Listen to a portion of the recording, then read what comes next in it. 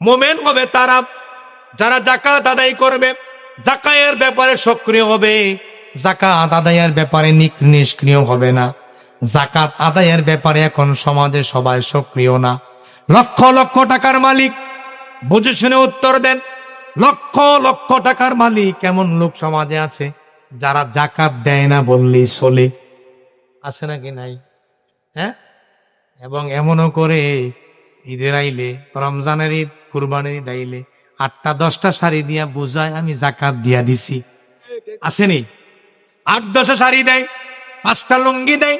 সমাজের যেই মানুষগুলোকে গরিব ভেবে এসে 8-10টা লুঙ্গি, 8-10টা ওই পাঞ্জাবি অথবা জামা অথবা কাপড় দিয়ে সে বুঝায় আমি যাকাত আদায় করে ফেলছি। আপনাকে মনে রাখা দরকার, যাকাত যাদের উপরে ফরজ হয়েছে, শতকরা 2.5 টাকা যাকাত দেওয়া ফরজ। আন্দাজ করে যাকাত দেওয়া যায় না। যাকাত হিসাব করে, পাই পাই করে হিসাব করে যাকাত আদায় করা লাগে। মন মতো যাকাত দিলে যাকাত আদায় হবে না। এজন্য আমাকে বুঝতে হবে, যাকাত দেওয়ার ক্ষেত্রে আপনাকে আমাকে সতর্ক থাকতে হবে। যাকাত দেওয়া একটি ফরজ বিধান। একজন মানুষ মনে করেন কথার কথা, ওনার ছেলে 97,500 টাকা, আর আমার আছে 2,500 টাকা, দুইজনে মিল্লা 1 লাখ টাকা মিলাইয়া পাঠাইলাম ওই মিয়ার কাছে। পাঠাইয়া বললাম 2,500 টাকা দিবেন ওমকে, আর 97,500 টাকা দিবেন ওনাকে।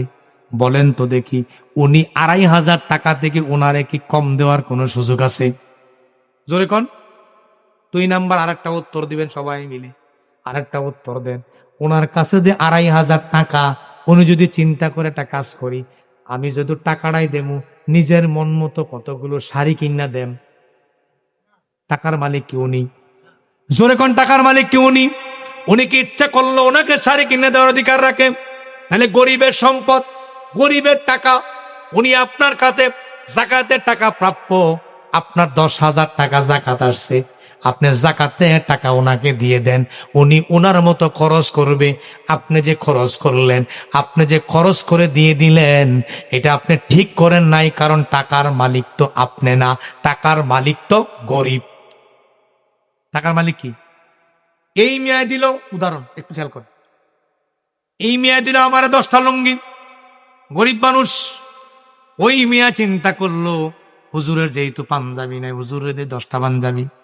আবার এই মিয়া চিন্তা করলো হুজুরের একটা দেওয়া দরকার, আমারে উনি দিল আবার 2টা পাঞ্জাবি, উনি দিল আবার 3টা ফুঙ্গি, উনি দিল আবার 3টা লুঙ্গি, উনি দিল 2টা পাঞ্জাবি, আমার কাছে হয়ে গেল 15টা পাঞ্জাবি, 10টা লুঙ্গি।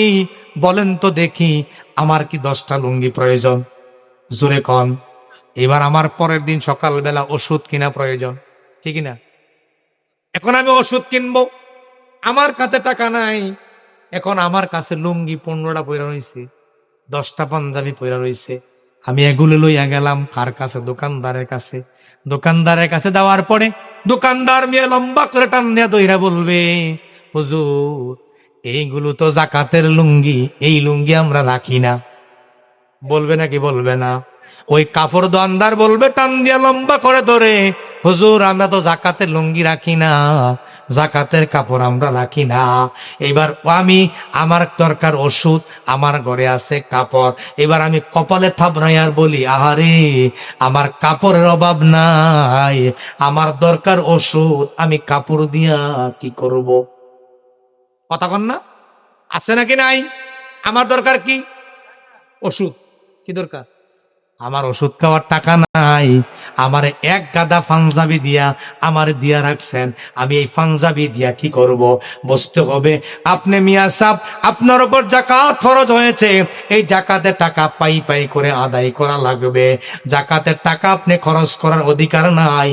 গরিবের সম্পদ গরিবের হাতে তুলে দেন, আর ওষুধ প্রয়োজন ওষুধ কিনবে, খাদ্যের প্রয়োজন খাদ্য কিনবে। এইভাবে এমন সময় হয়ে যায় তার ঘরে চাল নাই, আপনি দিয়েছেন লুঙ্গি, তার ঘরে সেমাই নাই, আপনি দিয়েছেন শাড়ি, তার ঘরে চিনি নাই, আপনি দিয়েছেন আরেকটা কাপড়। বলেন তো দেখি, এই মুহূর্তে তার খাবার প্রয়োজন, আপনি দিলেন কাপড়। কাপড় বেচতে গেলে বেচতে পারে না, বিক্রি করলে বিক্রি করতে গেলে বিক্রি করতে পারে না। এইভাবে যাকাত দিলে আদায় হয় না। যাকাত, যাকাত গরিবের হক, ওই গরিবের হক পাই পাই করে আদায় করা লাগবে। আদায় করার ক্ষেত্রে কোনো কাটছাট করা যাবে না। যদি কোনো কাটছাট করেন তাইলে যাকাত আদায় হয় না।